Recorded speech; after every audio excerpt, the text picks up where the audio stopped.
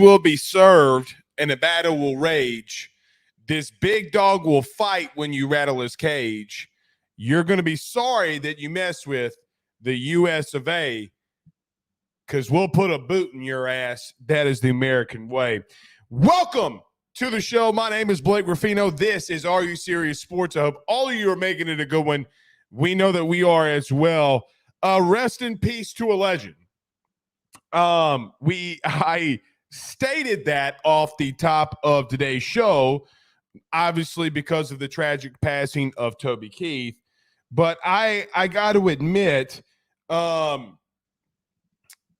up, I was 11 when that song came out. I mean, not really worried about country music or music really in general. And coming out of that, after 9/11, that song coming out, and my parents actually let me say, allowing me to say the word ass, was the only time I could curse, was that when that song came on the radio. So rest in peace to Toby Keith, someone who, in my opinion, I didn't agree with everything he said or did. Don't do that for everybody. They don't agree to everything I say or do either. But we will always stand with people who stand with America on this show, no matter your race, color, creed, your religion, none of it. If you're American, we stand with you on this show. That is the bottom line. You're not here to talk about that. You're not here to listen to me ramble on about something like that either way. And we don't talk politics on the show. I'm just going to tell you, justice will be served and a battle will rage. This big dog will fight when you rattle his cage. That's also what probably Brian Kelly has tattooed on his back after the last couple of weeks of him recruiting.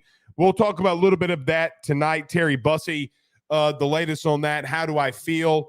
As of right now, will not make a pick tonight for Terry Bussey. I do have a pick on the forum, though, that I will not be changing as of right now. So could change tomorrow morning when he commits at 9 a.m. We'll continue to follow that as well.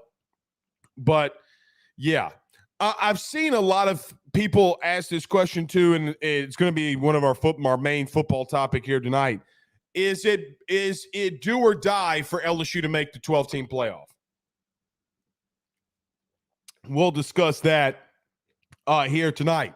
Also, Tennessee and the Commonwealth of Virginia have their temporary restraining order blocked in federal court today because told you so. I mean, have been over the last week or whenever it's been since it's been released, guys, they're not going to as someone who's been in law or around the law for a lot of portion of my life, I told you this temporary restraining order wasn't going to pass. It wasn't. They're not going to stop an enforcement unit from investigating something that could be a recruiting violation. They're not going to do it. They didn't pop you with anything. I don't get Tennessee's, and it was in the Tennessee court system, federal court system, but in the state of Tennessee. So we'll talk about that a little bit here too. Carter Bryant finally will be joining us this week. He had to call some basketball games last night, but he joins us here tonight at 7:25. We're going to boost him up a couple of minutes. We'll get to him pretty quickly. We'll talk a little bit about the Super Bowl with him here probably at the end. Talk a lot of LSU as well. Austin Brown from Channel Tennessee is going to be joining us at 7:50. We're going to talk to him about LSU and Tennessee basketball tomorrow night. Big game for the Tigers. We'll talk to him a little bit about this investigation that's going on with the University of Tennessee, what he thinks about it. Might be not going to argue with him. I want to debate. So I want to get a Tennessee fan's perspective of this as well. And I think it's going to be a good, very good conversation with Alston. Looking forward for him to join us at 7:50.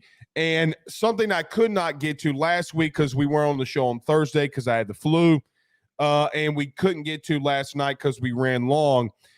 We will get to at the end of the show to your questions. So thoughts, questions, excuse me, concerns. We'll get to them at the end of the night. Dane Bergeron with a $10 super chat says that is great. You started the show with a tribute to Toby Keith. He visited the troops every year in the Middle East. I met him 7 times in Afghanistan and Iraq.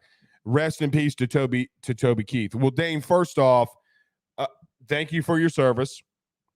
Okay. And 7 times in Afghanistan and Iraq. That's crazy, man. That's crazy. Thank you for the super chat as well. That's insane. Look, man, like I know that like John Cena did it a lot too. There are a lot of people, man. I'm just going to, if you stand with this country, I'm going to stand with you too. I don't care about your politics. None of that. Like none of it. I would literally rather drink bleach than listen to your politics. I'm not going to do the hand motion, but literally would drink bleach. Don't care. I love our country. That's it. So you hate that. You hate me saying that. You can leave. I don't give a shit. Miss Nikki Hughes, what's going on? Says, hey, Blake, hope you and the family are feeling better. That we are. Thank you so much. Getting through it was rough, man. Rough time, Miss Nikki. I got to tell you. Very rough. Todd Davis says, hit that ravishing like button. Yeah, man. I don't get it. How you can have 2,400 people watch your show on YouTube. You can have another 4,000 people watch it on Facebook, and you only got 300 likes. I don't get it. Why y'all don't do all I ask is for you to hit the like and share. That's it. Hit the like and share. That's all I ask. Paul says that Megan has been in Julius their Valentine. I'm stuck with Carter. That's okay. That's all right. I will. Well, Carter's probably got his wife as his Valentine. It was Carter's birthday. He had a pretty big weekend. He had a really big weekend. So shout out to our good man Carter. Going to be fun to have him join us here in a couple of minutes. Aaron Miller says, amen. Thank you, Aaron. Kevin says that he liked and shared. Everyone follow suit. Yes, you need to follow suit right now. Follow suit right now. Lance says, any news on D-line prospects? Not really. I mean, other than what we've shared on our forum, ayssnetwork.com, you can go over there, sign up today. Other than some of the guys that Bo Davis has offered from the state of Texas, not really. It is a dead period. Like we've been saying, Lance, I never really saw them going after somebody in the portal until spring. Like, I think they're going to take time, evaluate, see where they're at, regroup, that which I think is the big word, regroup. You brought a lot of people in. And look, we didn't even mention and we didn't even talk about Brian Kelly had an interview. We'll talk about this with Carter, but Brian Kelly had an interview at the Senior Bowl, was asked about his coaching staff. And, you know, I'm not going to say he called out Max Toscano, but I mean, pretty much called out Max Toscano for some of the negative things that he said. And look, I will tell you, you can. I don't think what Max is saying all the times are wrong. I don't think a lot of his takes sometimes are wrong. What I think, the way that he does it is the delivery is wrong. Like, for an example, let me give an example, okay? Like, he said LSU's not going after transfers. So me and him got into this debate, high-level transfers. And then I said, well, what in the hell do you call Jaden Daniels, all right, the Heisman Trophy-winning quarterback? And then literally, I was like, dude, they're literally about to get one. Everybody missed it, by the way. When I publicly went out there and slipped and said, dude, they're about to get a top 10 dude from the portal literally tomorrow. And everybody's like, what? Nobody said anything. I was like, damn, it's a good debate. Should I take it down? Okay. I didn't take it down. CJ Daniels commits and nobody says a damn word. So we'll talk a little bit about the Brian Kelly thing. I say that to say too, Brian Kelly talked about the coaching staff and saying that he has not had a lot of time with Blake Baker that he's wanted because obviously he's hit the road recruiting. Brian Kelly has been out recruiting, doing other things as well. So now that there is a dead period and you're starting spring football, guys, in a month, less than a month. The first practice is in a month. So, I mean, look, here we are. We turn right around here. So I don't know if there really is an off season when you're going to not talk about the football team from a practice game, whatever, in a month. So we'll mention that a little bit too. All right, let's get rolling. Everybody do us a favor by hitting the like and share to all of those social media groups, share to all of those social media pages. If you're watching us, listening to us live on YouTube, like, subscribe, and notification bell. Went over 7,000 subscribers last month. Want to get over 8,000 this month. So do us a favor, hit the like and share, hit that subscribe button, notification bell, wherever you listen to podcasts. A lot of you left us some really nice reviews on the Apple Podcast. We greatly appreciate y'all doing that as well. So about our good friends over at betonline.ag, our good friend Tyler Alexander over at LPT Realty. That's LPT Realty. If you're in real estate, man, you're looking for a new team, call my guy Tyler. Dude, their team is growing at a rapid rate. They are slinging houses left and right. Dude, there's like 5 times a day that they're posting, just sold this one, just sold this one, just sold this one, just sold this one.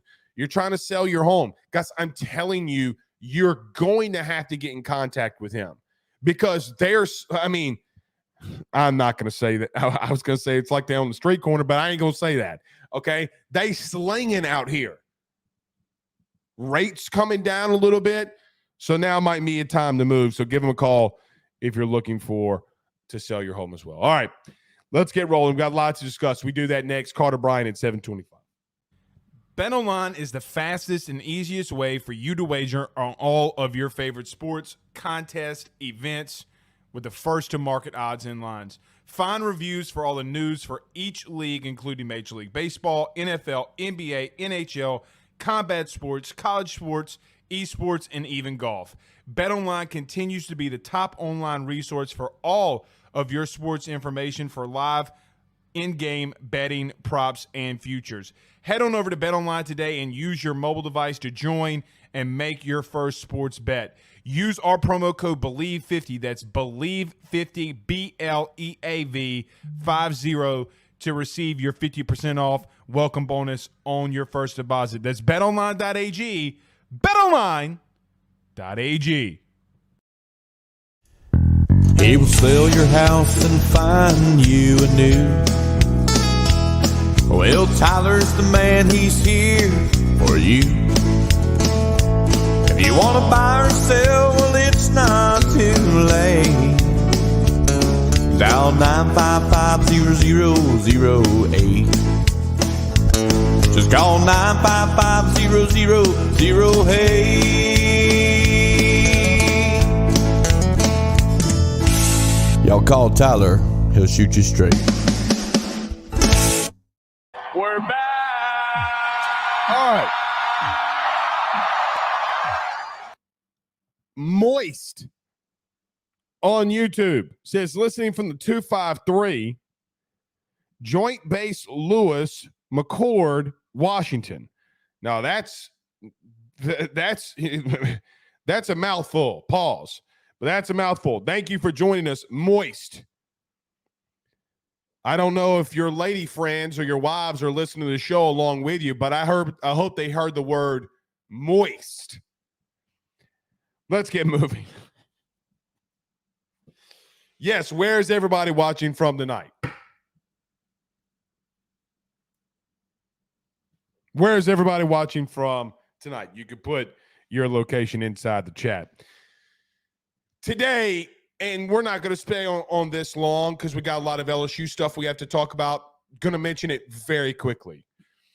Today, because it does affect LSU, Tennessee and the Commonwealth of Virginia went to court against the NCAA about a temporary restraining order that was denied by the federal court in Tennessee. Guys, I'm going to tell you, they are not. The court system, just to give you a little brief background from myself, when I'm not going to debate a lot of people with law who haven't been in it, but I will tell you, over the last week, I told you that the temporary restraining order, the TRO, was going to be denied. Now, if you don't know what's going on with Tennessee, they're being investigated for NIL things with former quarterback Nico Iamaleava. It has prompted the SEC and Big Ten to come out and come out with the non-alliance alliance, the agreement, the accords, who they think they are, Marvel, okay? But regardless, this is going to be interesting to watch. I think Tennessee better buckle up. I'm serious. Now, I do think Tennessee is going to win when it comes to an antitrust law, okay? I think they're going to win that. But everything else, of like being investigated, did they break rules? They're not going to win that in court. So the NCAA is a governing body that has the right to investigate. That's the bottom line. And it's crazy that I got to be the one to come out here after all the crap that I've talked about the NCAA and say, hey, man, they might not be wrong here. You know, Nico Iamaleava, Jaden Rashada, those two young men were the poster children of what kind of prompted all of this in NIL, in recruiting, and people calling it the Wild Wild West. And now you thought they weren't going to get investigated? It's the stupidest thing alive. It's been the stupidest thing alive. Tennessee getting their TRO, temporary restraining order, denied is the least surprising thing I will hear all week. 1,000%. Okay. We do got some things we got to talk about. Number one, not going to stay long on this topic because we talked about it a lot last night too. Terry Bussey, the five-star athlete from Timpson, Texas, will be committing tomorrow at 9 a.m. Guys, I will tell you as of right now, I just don't know. I thought and was wrong, okay? Yesterday, I said I thought that by tonight we would have an answer. Was 1,000% convinced that we would have some leaked answers with Terry Bussey. I do think both programs, LSU and A&M, feel really good where they're at. And I was wrong last night in saying that I thought you would feel there would be some feel of finality with this. I just don't know. I don't know where this one's going to go, guys. I really don't. As of 7:20 p.m. Central Standard Time. So it'll be interesting. Got to tune in to tomorrow at 9 to see what happens. If he stays with A&M, good on him. Don't think he should. Don't think that A&M's going to be there's more question marks behind Mike Elko than what Brian Kelly's doing at LSU. Anybody advising him to stay at A&M is only for their benefit. Only for their benefit. Not anything that's good for the kid. Just how I feel. So right now, man, I'm split. I don't know as of right now. Could change in an hour. Hell, could change in 5 minutes. I don't know. As of right now, I think both sides feel confident where they stand, and both of them probably feel that they may get him. We'll just have to wait and see tomorrow morning. Look, here's what I really kind of wanted to talk about here too, because I've seen a lot of this, just a lot on social media, and I've seen the question be asked a lot, okay, which I think is a good question. And quite honestly, guys, I think it's an honest question, because the question has been posed by LSU fans: if the situation arose next year, if Brian Kelly did not make a 12-team playoff, would he be on the hot seat? Well, there are a couple things I think about that. Number one, I don't believe so, because quite frankly, you owe him a crap load of money. Now, it will start to beg a lot of questions about what he's doing. He was the one that came out and said year 3, right? He said by year 3, we want to be into a place where we're a normal, natural contender. He can't walk that back. It's something that we know that he said. It's something that he's been pushing for 2 years. Now, what can happen is that he might not be completely to the place where he wants to be, or the final place that he will start to be years 4, 5, 6, and so on. But I do think that there's a lot of pressure right now for Brian Kelly to get there, be one of the top 12. Now, the truth is to be one of the top 11, because you can't be number 12, because they're probably going to let a group of 5 opponent, the highest ranked group of 5 opponent, into the playoff, even though I know that right now they're going to. No telling what's going to change with the playoff because of all the things in chaos that's surrounding college football. But I will tell you, I don't think it's a wrong take for LSU fans to have when they say or ask, should he be there? I think the answer is yes. I think the answer should be Brian Kelly has pressure to get to the playoff this year. Now, I know that there's a lot of questions along the defensive side of the football. Tons of questions along the defensive side. Defensive tackle. What do you start looking like at DB now that Corey Raymond is back? Can Jake Olson, who has his first real shot here at coaching safeties, can he get them better? Can he develop them? That's a question mark that we have on a lot of this. It doesn't change the fact that with the schedule that you have, okay, which is tough, that you got to be there at the end of the year. I don't think that that's a hot take to have, but I do understand the question, and I think it's fair. Now, spring camp starts in literally less than a month. The 5th is the first date that we'll be out there. 5th and the 7th are the first 2 days. And we get our first look at what next year's team is going to look like. Now, we had a preview, small preview, of what it would look like when you play the bowl game against Wisconsin. But that's not, you have a whole new defensive staff. Brian Thomas played in that whole game. You got a brand new center. You got small previews. You got flashes. You don't have anything of what you're going to see in 2024 completely. But I do feel the pressure mounting.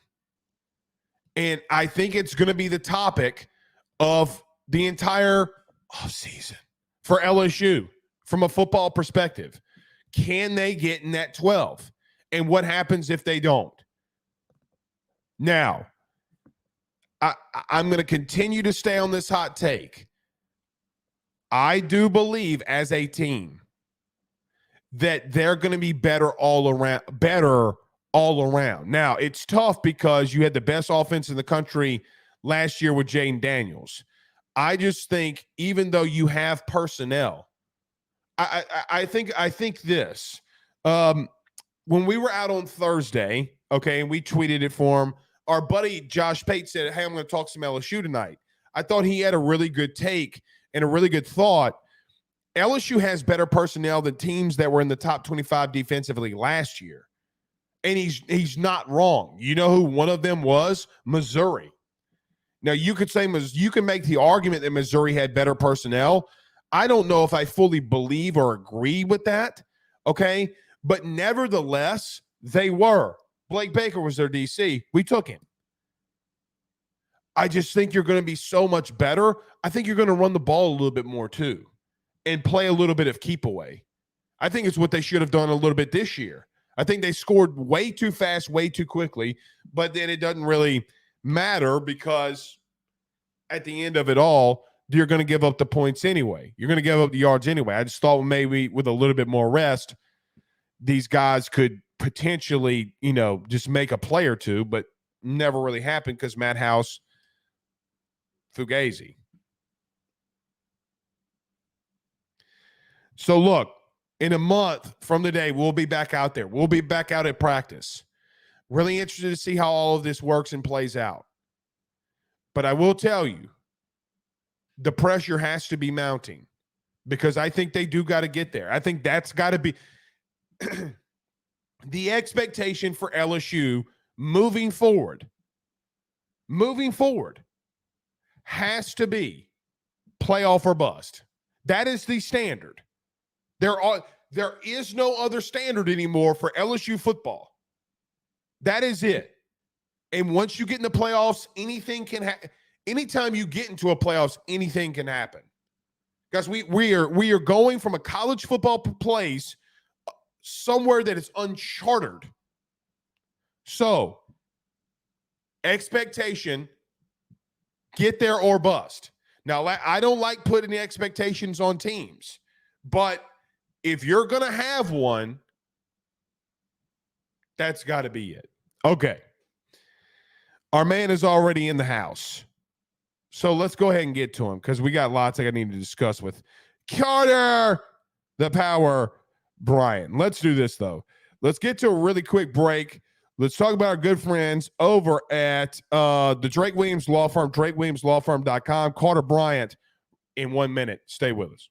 By the Drake Williams Law Firm, drakewilliamslawfirm.com. Whether you've been injured in an accident, you're preparing for a future with your estate planning, you're getting ready to close in on a real estate deal, or you're about to welcome a new addition through adoption into your family, or you're facing criminal charges, you need very experienced attorneys, and that is what the Drake Williams Law Firm will be able to do for you in navigating the legal system. The door to their cozy office in historic downtown Ponchatoula has been open since 1981. They have helped thousands and thousands of Louisiana families and individuals win cases, close on real estate deals, and regain that peace of mind. Their lawyers over at the Drake Williams Law Firm, Ernie Drake III, Ryan J. Williams, and Summer Vignair, are very determined, compassionate, and dedicated to their craft. It's the Drake Williams Law Firm, drakewilliamslawfirm.com. Give them a call today at 985-386-7600. Tell them your good friend Blake Ruffino at AYS sent you on by.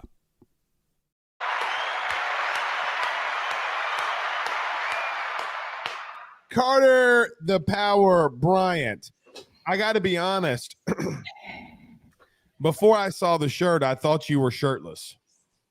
Oh, well, we can do that. I mean, I posted a shirtless pic on Instagram today. So I saw that. And no, I do not. I just, you blended in well. Yeah, there you go. You have my post notice turned on. I like that, man. I rarely post on the gram, man. That's no. Can I tell you what happened? What happened? Let's see. I got on Instagram. It was the first thing I saw. I got off of Instagram. I was like, if that's going to be what it's like today on the gram, I'm not going to be here. Well, Zuck doesn't like me anyway on Facebook. Like he never boosts any of my stuff. So Facebook, Instagram, I'm just not gram material, man. I don't have a juicy. I don't have a juicy rear end. I don't have a Ponzi scheme to sell you. I don't have anything, man. At least you're not in federal court having to apologize to people in federal court like Zuck. But yeah, nevertheless. yeah. All right. Carter Bryant with us. Buddy, let's start here. not LSU related, but I think it is clearly the topic that we got to lead off with because LSU is in this conference. On Friday, the SEC and Big Ten came to an agreement, and they're going to have meetings to try to, and I'm quoting, move college athletics into a better direction. This stemming off of Tennessee and Florida's investigation of Rashada and Nico Iamaleava.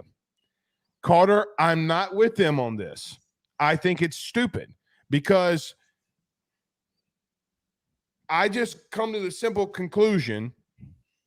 Nico Iamaleava didn't break an NIL rule. He broke a recruiting rule. You can't be on a plane with a booster.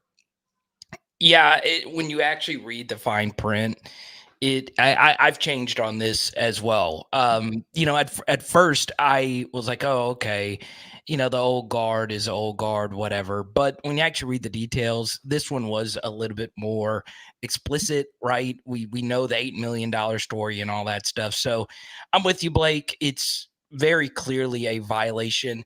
And I understand it's going to feel a lot like Reggie Bush not having a Heisman Trophy, right? It's like, it's not really that big of a deal in the grand scheme of things, but Tennessee broke rules, right? And the rules are set in place. So I totally get it, Blake. And to go along with your first point, I think everything that's happening with the SEC and the Big Ten is just going to change college sports forever. And I think what's happening right now with that, Blake, is just as important as anything, just as important as NIL or conference realignment.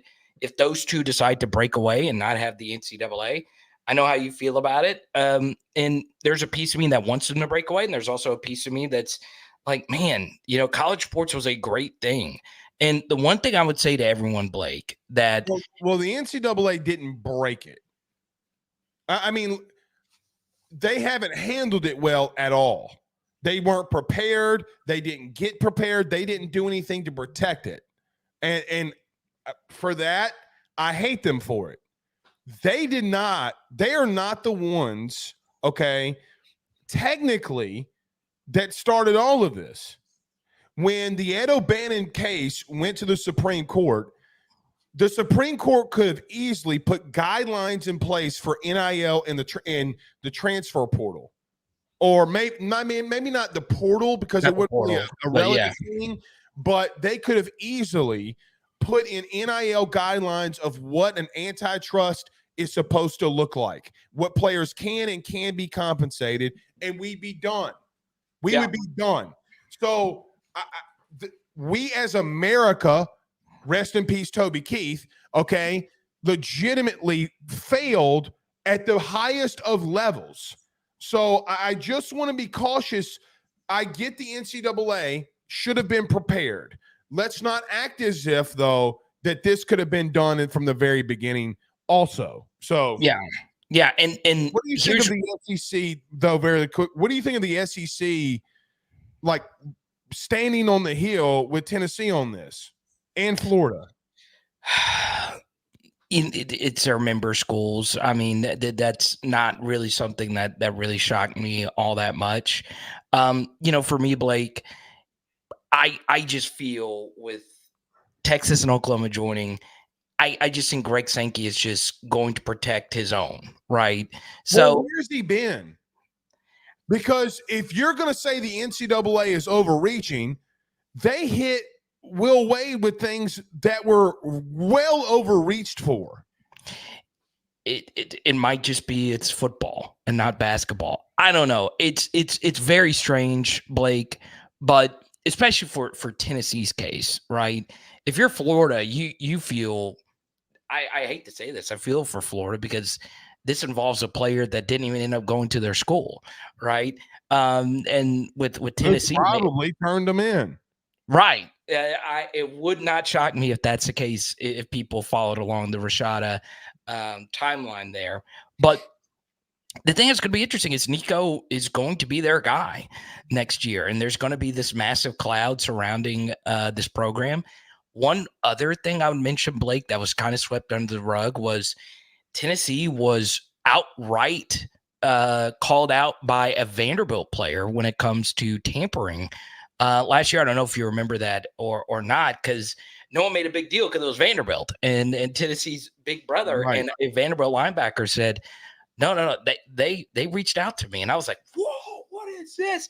I did a video on Power SEC about it, but no one cared. So Tennessee always kind of on the edge of things, and that's what makes the SEC the SEC. I'm gonna disagree on one thing, and then we're gonna move on to LSU. Let's go. Let's hear I it. am so shocked that they did stand with him.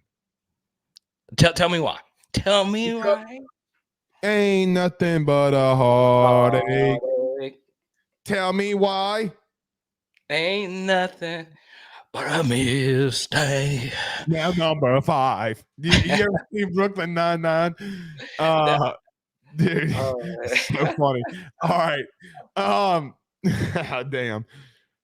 I'm shocked that they stood on a hill for this, considering they haven't stood on a hill for anybody before like this. Okay. I think they're making this a political move. Okay. And they don't really give a shit about Florida and Tennessee. Okay. I think Greg Sankey's just using the PR behind it, but this is a hell of a thing to use it to be behind PR with. Okay. What do you think his motive is? It's politically motivated to get away from the NCAA, and because he knows that there's more money without them and regulations. Okay. Look, can I tell you what I think he really wants? I don't think he wants any of this to get solved. Okay. I think he wants out of the NCAA and let the schools just recruit the way that they want to, because he knows at the end of the day, it's all dollar signs. They're making so much money right now, from NIL to the transfer portal to ESPN, Fox, and who was it? Warner Brothers or somebody had a joint statement today saying that they were coming together. Okay. One table. Who would have thought? And you know what they're going to do? They're going to they're going to stream it and make you pay for it. Yes. That's how they're going to do it. It's going to come from us. But the bottom line is, okay, he's trying to get away because it makes everybody, the universities, the presidents, more money. And he's going to fight like hell for these kids not to be employees. So here's one thing I'll say before we move on. All right. Is the business of college sports, out of any entertainment industry that I've ever covered. All right. I was lucky to be in the music business and interview a lot of people that went on to do really big things.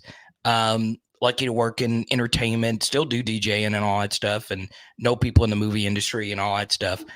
When I tell you the business of college sports has never really made sense, explain the business of college sports to someone who doesn't know anything about college sports. I did that multiple times. Alien came down and you had to explain the intricate details of college football. What would they think? Yeah, they would think you're crazy. Okay. When I went to England, and the English people are very nice, so they ask you a lot of questions. What do you do? And, I would explain college football to them. I'm a college football YouTuber, and it would not comprehend, right? The way that they do amateur sports is way different. I bring that up for those that want to break away from the NCAA, and I strongly do believe that they should understand that the business of college sports is very fickle, okay? It is a weird thing to explain to people that one sport funds multiples of others, right? Both men and women. One sport does. Now, other sports make money. LSU baseball obviously is one of the few that do, but that makes no sense, right? That makes absolutely no sense that one sport subsidizes all the other sports. And once you understand that, if you break away from the NCAA and football kind of becomes its own thing, we move along to every man for himself kind of mentalities, and the other sports will be affected, and a lot of other things would be affected by that. So I just want people to understand how weird the business of college sports actually is. And it's kind of exciting, but also kind of scary as we move forward when inevitably the SEC and the Big Ten break away from each other. All right, Carter, let's get to some LSU related stuff, which, I guess that technically was. Terry Bussey going to be committing tomorrow at 9 a.m. Your thoughts on Terry Bussey? Yeah, Blake, as far as the inside, you're a way better insider than me, but everything I've heard is this is truly a coin flip situation. Normally somebody has one massive lean one way or the other.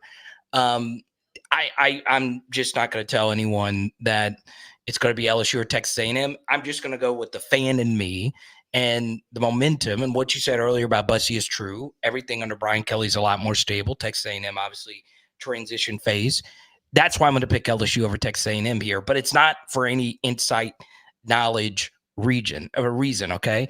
But what I can tell you is this is a big time football player, right? And I think one thing that makes his situation very different is not only is his decision just kind of open, Blake, he is as ambiguous of a position you're ever going to see, right? This is a guy who played quarterback and safety, and he played every single snap of every single game. And a lot of the experts think he's best served as a receiver and a corner, right? So there's a lot of different things that are going through this young man's mind right now, and hopefully he ends up picking LSU. Me too. I think a kick and play, and I think that I don't know if he has necessarily a position, but dude's ball skills are just on another level. Pause, but on another level. I can't call it right now. I think there's a lot of confidence at LSU, but I can't make that call really quickly. Carter, Brian Kelly was in a press conference at the Senior Bowl last week, and I kind of felt like he was calling out Max Toscano, believe it or not, in one of his, we read the negative comments, whether they're right, wrong, or indifferent.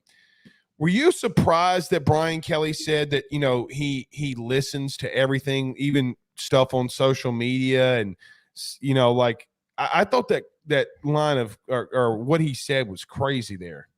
Yeah. Here's the thing about Brian Kelly. He's going to be way more honest than most coaches.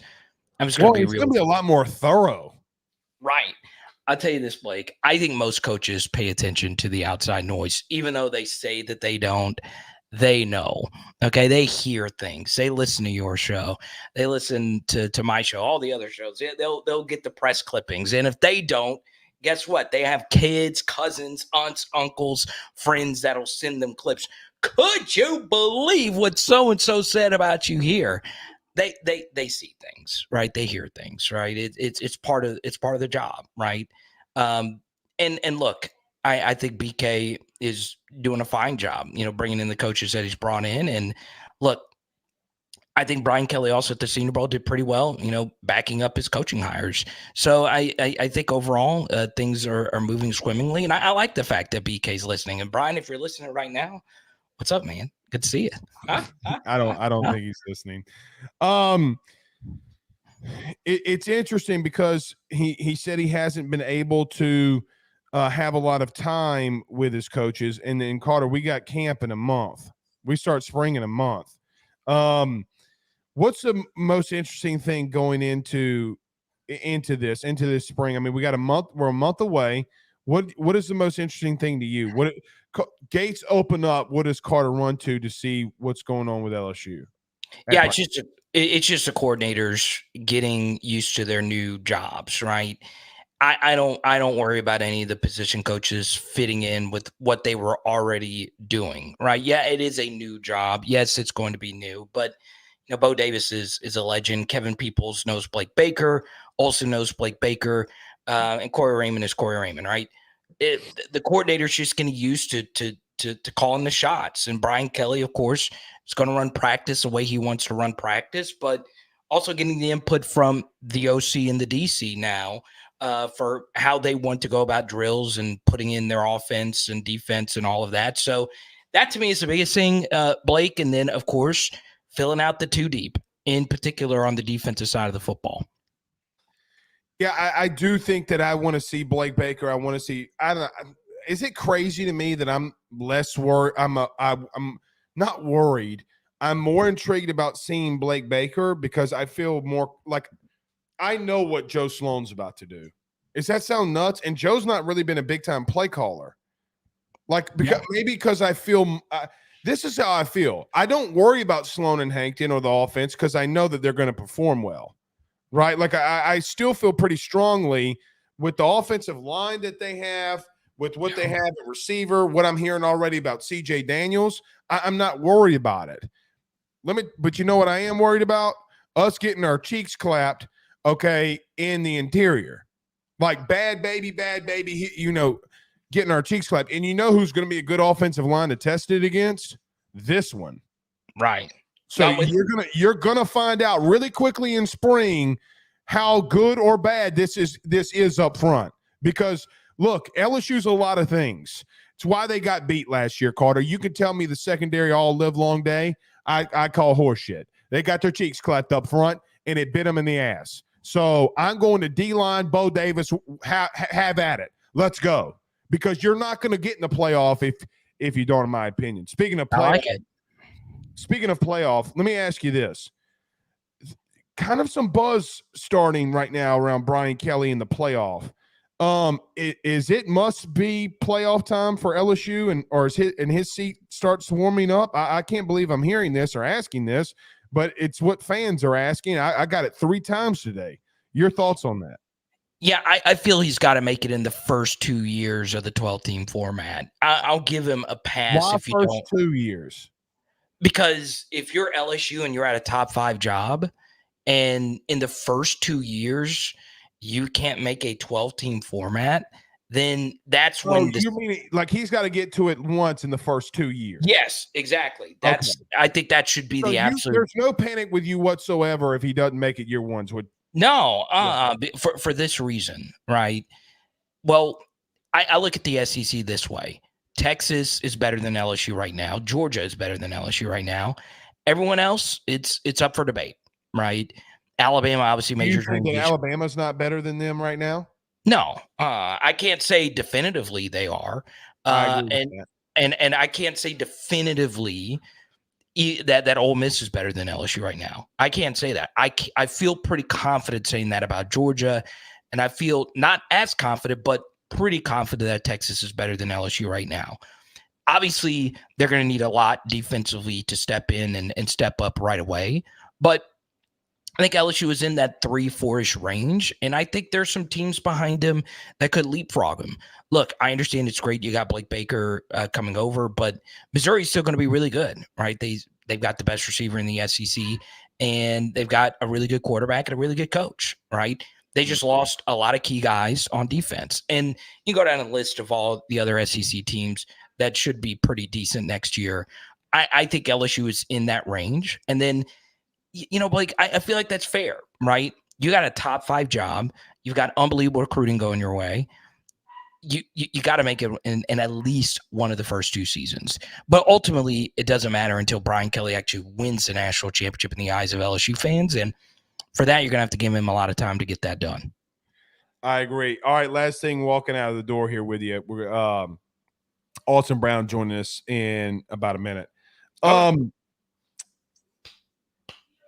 Big game tomorrow for Matt McMahon. What you think? They're going to get it done. They're playing the Vols, right? They're playing the Vols. I can't go. That Rick Barnes doesn't know what hit him. Okay. LSU is going to get it done. Let's go, Jordan Wright. Let's go, Will Baker, the playmaker. I can't freaking wait. And Chiefs win this Sunday. There you go. Okay, well, I was going to ask you to walk out the door. Why do Chiefs win on Sunday? Well, I'll tell you this. I'm definitely going to bet the Chiefs. I bet the Chiefs last year getting points with Patrick Mahomes.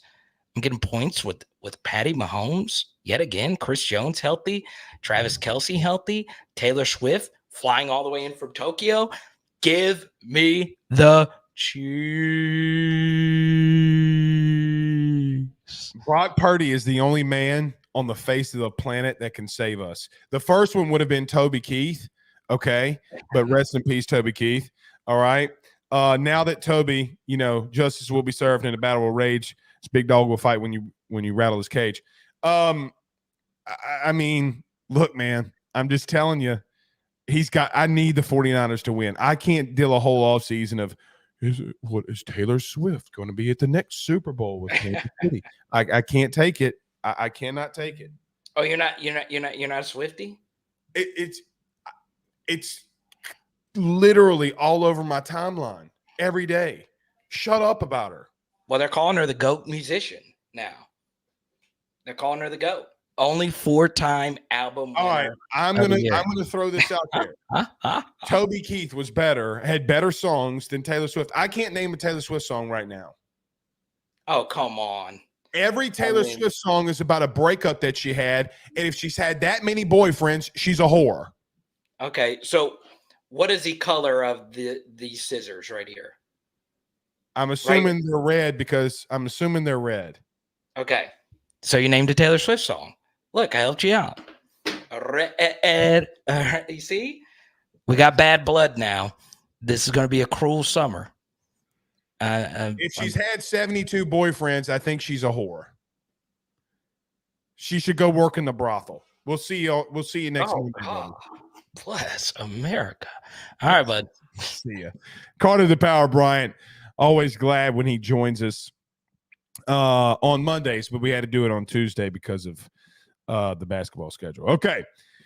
Let's get to it. Let's get to another quick break. We got Austin Brown joining us. LSU men's basketball. Big time game tomorrow against Tennessee. Top 5 Tennessee. So we'll discuss that. We'll preview a little bit of that. Obviously, we got to talk about the Tennessee and Nico investigation with him. Sorry, Austin. Sorry. Can't help it. We got to. It's like by law, okay, that we have to do this. And maybe some Tennessee baseball. Tony Vols. This will be the last Friday in America without college baseball. Sign daddy up, because here comes Jay Johnson, the Portal King. Let's go to a quick break. Austin Brown next. Guys, you might know my good friend Carol Falls and all the great service that he provides over at State Farm. He is your good neighbor after all. But did you know State Farm has surprisingly great rates as well?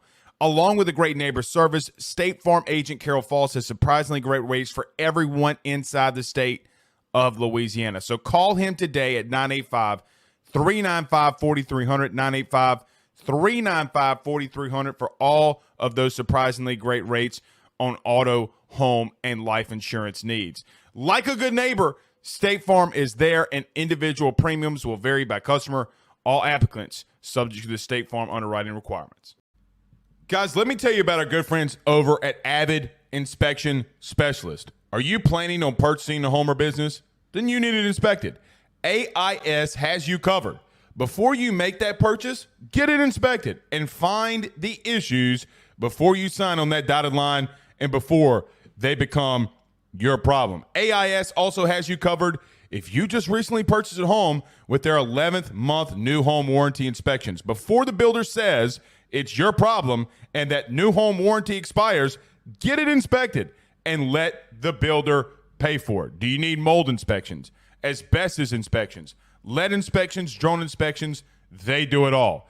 Give them a call today at 225-717-5591. That's 225-717-5591, or go over to the website, avidspecialist.com. That's avidspecialist.com, where peace of mind happens. LHI number 11331.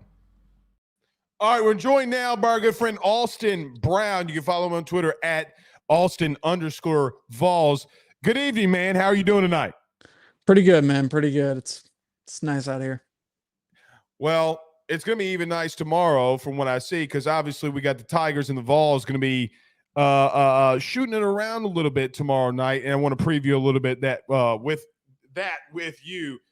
Tennessee coming off a really big win this past week against a heated rival.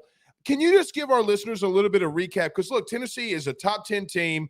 They're making a big push. Some argue, obviously, one of the best teams, if not the best team in the SEC.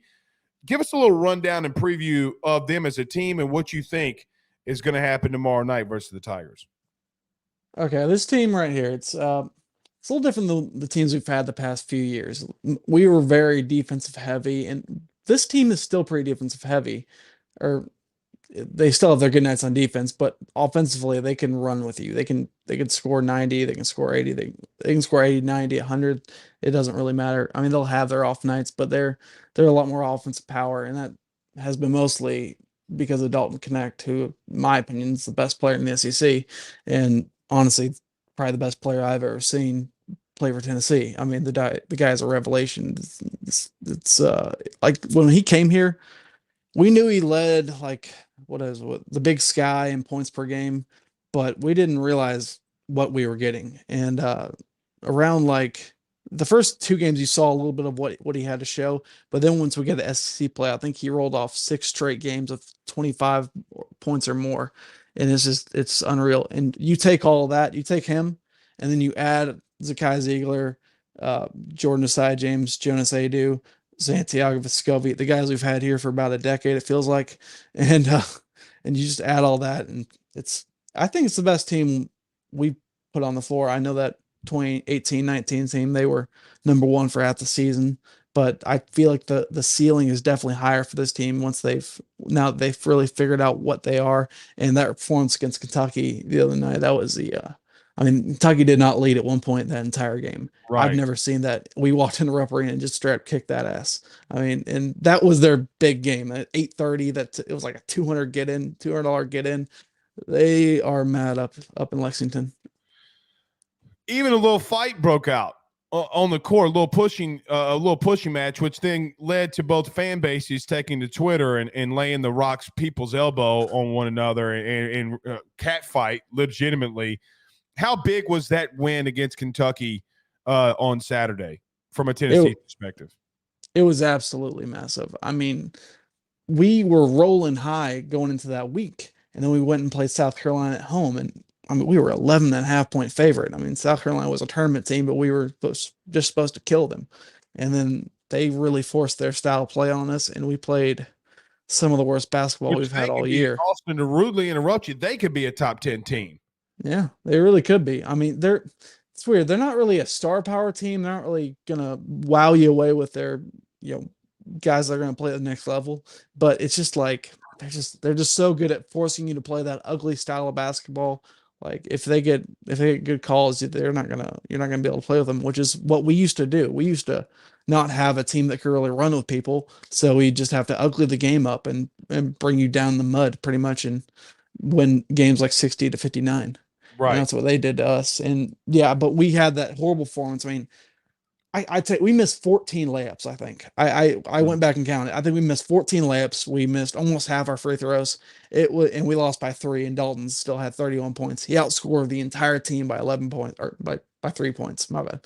But it was absolutely horrible performance, and I think the team had a little bit of a come to Jesus moment after that game and said Dalton can't be, like, a lot of times it felt like the entire team was just waiting on Dalton to take the game over, and basically they realized after that game that's not ever going to be the solution here. We got to take advantage of having a bunch of guys that have been here for 5 years, and that's what we did against Kentucky. I mean, he only accounted for 16 of the 103 points we put on them, and I'm not gonna lie, Kentucky plays no defense. It's absolutely hilarious. I mean, we have our 5'8" point guard just runs by a dude and just gets to the rim every time.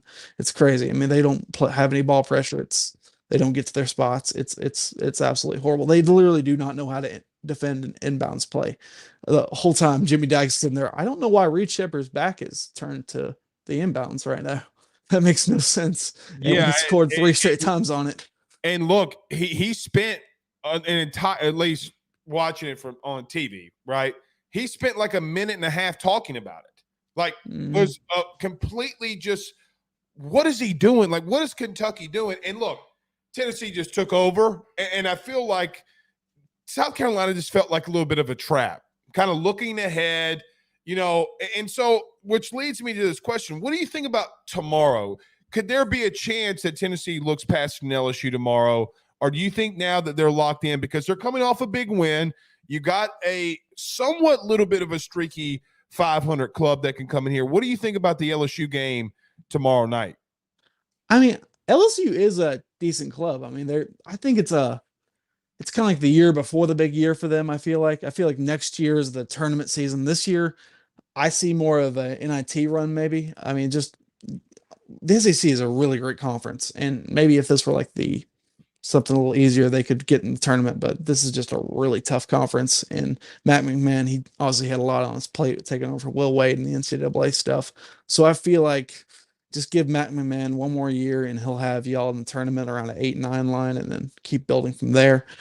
But Yeah, I don't really.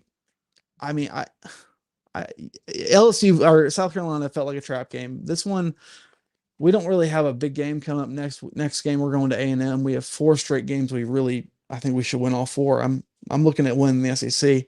I just see this. I see it being a good game at halftime, and then we kind of pull away. That's about where I'm at.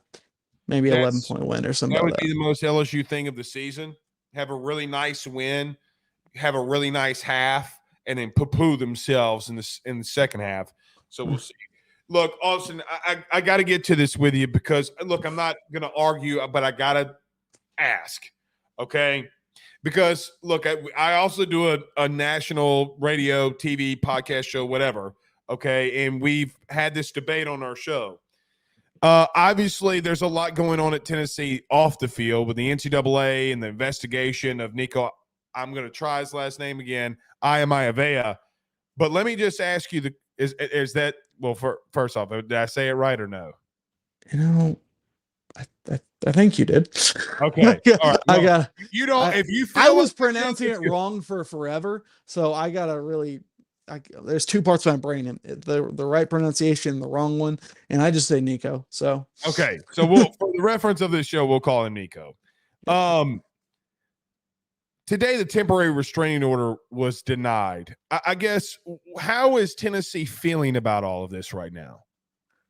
that right there, that kind of felt like a smaller thing. We wanted that, of course, because I guess the main National Signing Day or the old National Signing Day is tomorrow, but that's why we really wanted it. But it wasn't like a must-have thing. I felt like it doesn't really tell a lot for what's going to happen on the 13th. The 13th is what matters the most, and I mean, the judge actually said he felt like we had enough evidence to win the case, I think.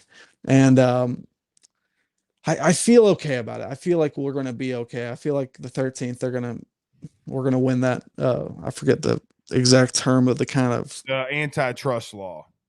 Yeah, whatever. It's not the main case. I know it's like something before the main case. It's Right. basically, the whole thing's basically says that the NCAA cannot touch us until this whole case is settled, and Lord knows the NCAA will not win this case. I mean, they're never going to win a case in their life. They're the Washington Generals in the courtroom. I mean, it's pathetic. I mean, they have to see their tombstone awaiting them overall. Really, I mean, I don't get what they're even going for with all this. I feel like they're picking and choosing who to go after. I agree with that. They're literally trying to force laws that they put in place after the fact. It's like the speed limit is 55 and you're going 55 on it every day. Then like a week later, they say it's 45 and they want to give you a ticket for what you did the day before. It makes no sense whatsoever. Even Charlie Baker came out and said like a few months ago that they have no rules in place for NIL. And if you don't have any rules in place, then you can't charge us with anything. I don't understand this whole thing. It's so annoying, and it just shows how much we need to get away from this whole system. The NCAA does not need to be, at least if they had it in control, these student athletes should be employees with contracts. This is ridiculous. We can't be sitting here like, oh, you can pay these guys, but you can't talk about it before you get them on the campus. And it's just like, what? That's so stupid. Why? I mean, of course we're going to do that. You'd be an idiot not to. Every player knows, like, we're not going to go somewhere and sign or go anywhere like a whole big decision like that unless we know what we're getting, because that's the whole point now in recruiting. Do you mind if I play devil's advocate and ask a couple of questions behind that? Okay. Is he on a plane with a booster? Because it might not be an NIL problem. It sure as hell, though, is a recruiting violation. Yeah, I believe it was someone with a collective, though, and they're trying to say it was a booster. Because if you're giving to a collective, you are technically a booster. So my question in all of this is, Tennessee fans, we stand with you. All right, we've been LSU been through it. We stand with you. They're picking on you. Like, everybody's doing it. They're picking on you. But you got the kid on the plane with a booster. So my question becomes, they might win the antitrust law, but should Nico be suspended for being on a plane with a booster? I don't That's such a small little thing. I mean, we have plenty of proof of all these players on planes on. I mean, getting new cars. It feels that feels very minor. If anything, I don't think that's worth a suspension, even if. Well, Reggie Bush got a house and it wasn't small. I think you give him his Heisman back. Yeah, I don't know. I know they're going after other stuff, and too, it's all just a mess. I don't even have everything in front of me with this. I got you. Well, look, just trying to play devil's advocate in reference to, hey, what you thought about that? Really quickly before we get you out of here, last question: What are your thoughts on Tennessee baseball? I mean, I'm feeling pretty good about it. I think we got a lot of new additions from the portal. We got a new catcher, a new first baseman. We thought we had a big competition for shortstop, or shortstop Right. was a competition, and the guy who won it, now he's out for 6 weeks. 6 weeks. So it's kind of a bump in the road. We're gonna have to play that by committee, and I feel pretty good about our pitching staff. It's man, this is the whole thing. I don't want to worry about this kind of crap. I'm so tired of having to worry about just law stuff. It makes me just pisses me off. Like, we got this basketball team, we got this baseball team. We should have a great football season coming up, and we got to worry about all this courtroom crap. It pisses me off, and the NCAA needs to go away. But back to baseball. Yes, I feel very good. We're putting additions in the stadium. It's going to be a crazy season. I haven't dove into everything yet. Blake Burke's back, Christian Moore's back, Hunter Ensley's back. I hope to have a better regular season than we did last year. Last year was a little disappointing. We were, had higher thought hopes for last guys year like was- Maui Huna. What you thought was disappointing, even though they got to Omaha? Okay, the regular season was disappointing. The postseason, that was fun as hell. That we got everything. I'm about to say that was one of the better postseason runs that Tony's made. Okay, Yeah. And I was like, I mean, look, and LSU, I mean, it was a battle there, at that elimination game. So I was like, damn, Mhm. you think Tony gets this club back to Omaha this year? I mean, yeah, I mean, I think we'll be in the top 10, top 15 regular all season, and that would be right there. You should feel like you could. I mean, it's the postseason, so you don't know how anything's going to go, really. Crazy crap happens. I know y'all are really excited about it. Oh yeah, really excited about it. Yeah, Kings of the transfer portal. We don't care about basketball around here as much as like other schools do. Okay, baseball's the gumbo. You know what's so weird is that Tennessee used to be the kings of women's basketball. Now it's like the thing we really kind of just stopped caring about, and everyone else does now. Right. It's like Pat, Kim Mulkey's. Pat Summitt's not there, man.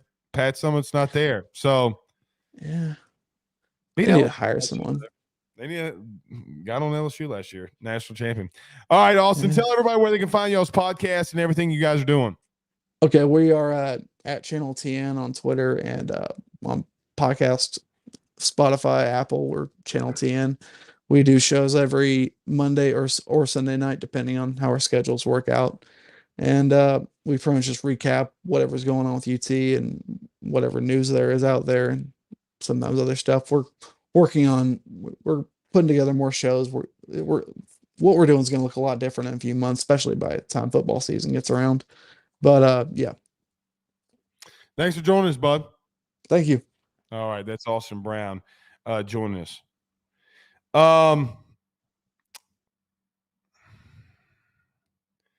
Was hoping we could get to the recruiting violation thing, but guess not. All right, we'll finish it off with some questions. Thoughts, concerns, question marks. Hit them with me inside the chat. Come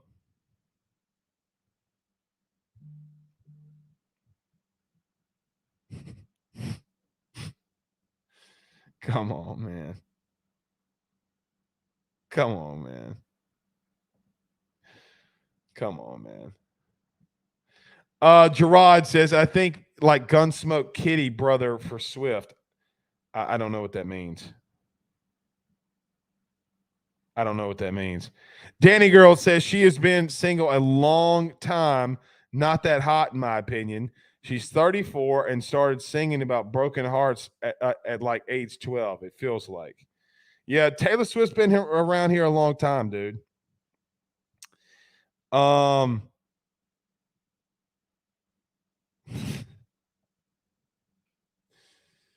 Yeah. I see, here's the thing. Okay, let me just say this.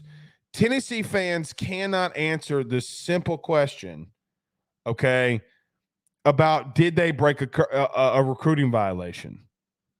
Right? Like, I mean, guys, once you start getting down to the fine print, like this being the thing that the SEC is standing on again is the most ludicrous thing I think ever. I think it's a hot button topic, and they hopped all over it, and Sankey's going to use it as a political move. That's it. It's all I feel about why he's making these moves. And look, I talk about it so much because I legitimately think, I mean, it affects LSU at just such a massive rate, man. I mean, such a massive rate. I can't. I don't know. But they're not. People are just overlooking it. And I'm screaming it from the rooftops. Because if I feel like if I scream it off the rooftops loud enough, okay, that maybe somebody will listen and be like, you know, he's right. He's right. I mean, yeah, okay, we're all with everybody. The NCAA sucks. But you did this wrong. Tennessee, you did this wrong. And I feel like we're going to have a conversation in a year from now, and I'm going to come out here and be pissed off about where the direction and the decisions that we've made in some things, okay, and be like, guys, but I told you, remember the Tennessee thing with Nico Iamaleava, and you thought I was nuts. I'm telling you, I'm not – listen, I'm not wrong on this one. I know I'm not. Because the longer this kind of thing goes on and you straddle the line, okay, of being in a situation where you say, oh, well, it's not a recruiting violation, it's NIL. Guys, the NFL, they have a draft. You have to announce free agent moves. There's agents to give counter offers. Like we don't have that's not like how well maybe somewhat in free agency from a money, you know, you get what I'm trying to say there. It's a problem. It is a massive problem because you're still going to have a governing body that has recruiting violations. There's going to be somebody that has to enforce it. And I guarantee you, without a shadow of a doubt, being on a private jet with a booster before you're signed to an NIL collective or NIL group is a recruiting violation. Now, the NCAA is so stupid and idiotic, they should have just said they're investigating them for recruiting violations.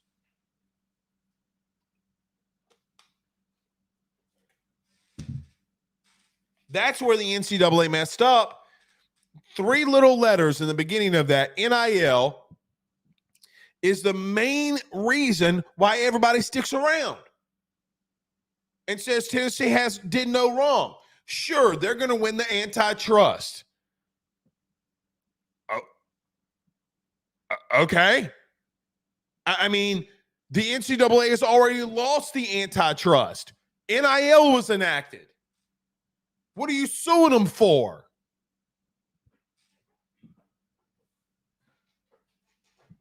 Now, they're also going to win it because in the eyes of the law, the kid's not an athlete. He's not an athlete. And universities can pay a kid to go there for anything.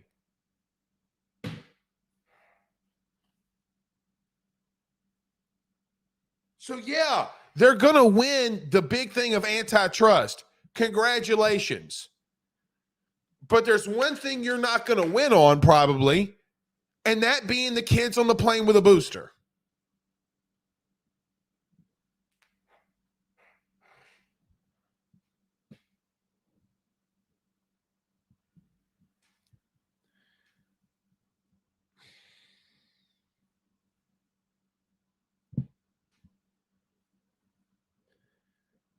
Y'all think I'm crazy. We're going to look back on this. It's a big deal. It's a massive deal. The future of LSU or just athletics in college, in my opinion, is on the line right now. And how they react to it. And it's terrifying, dude. Ryan says, I feel you, Blake, on most likely a recruiting violation. 1,000% is a recruiting violation. 1,000% is. We're going to look back and say to ourselves, man, maybe we should have taken the Tennessee thing a little bit more seriously. Maybe we should have been cautious and said to ourselves, hey, maybe we should look at this, because if what they're going to pass is going to pass, you think it's just adding more fuel to the wild, wild west. Because as soon as they say, hey, well, I mean, technically they can do it. You have no antitrust law. And the NCAA loses this. Recruiting violations goes out the door.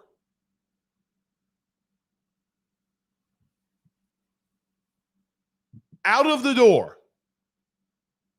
And you think it's the Wild West now with the portal and NIL. I got news for you, honey. It's about to get worse. Call me crazy. Call me the guy that sits with his coffee on his rocking chair on his front porch. Call me all of those things. But one of these days, I'm going to walk my ass from off that front porch on that rocking chair and come in here and tell you we had a chance to get college football back in the right direction, and we missed it. Just because Sankey and Tony Batiti were the ones that thought that they can do it, and they're not going to enforce things because they're making political moves behind the scenes, I'm going to be like, told you. They don't want guidelines, dude. If they wanted guidelines, if they wanted rules, we would have rules in place. If all the university presidents made a stink to their local governors or their local or state governors, local officials, federal officials, I'm telling you something would have been pushed. But you don't see Texas saying anything. Why don't you see anybody in Texas saying anything about money? You know why? Because they just got their happy ass to a playoff. That's why. They could legally go out there and pay their way back in it. And you don't see anybody, none of them damn Republicans out there, and not a political, okay? But none of those damn people in Texas are saying a damn thing about NIL. None of them. They're not on Facebook. They're not on Twitter. They're not on InstaFace. Griping and complaining about NIL because they knew something you didn't. We don't want regulations either because we about to break the rules.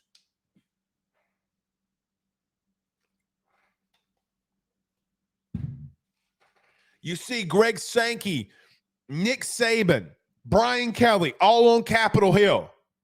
You don't see a damn Texas official anywhere in sight.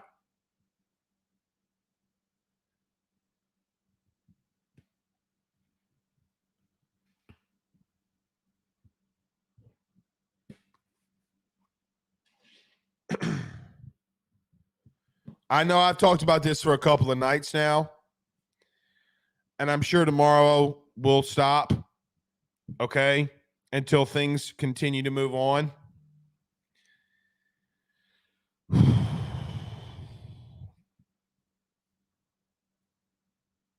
I just don't know how people don't see this as a big deal. I really don't. We'll see you guys tomorrow. Peace.